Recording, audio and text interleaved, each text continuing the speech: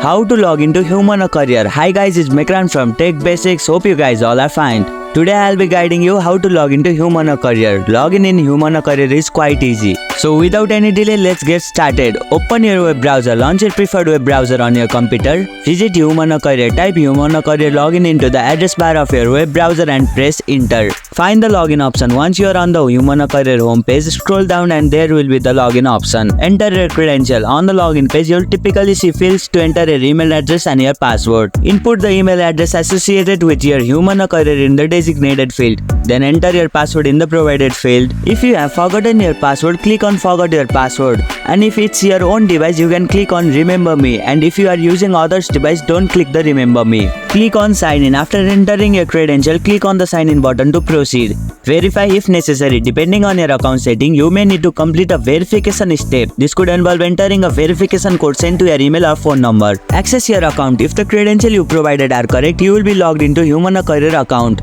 You should now have access to your account dashboard where you can view job postings, update your profile and perform other relevant action. That's it, you have logged in successfully.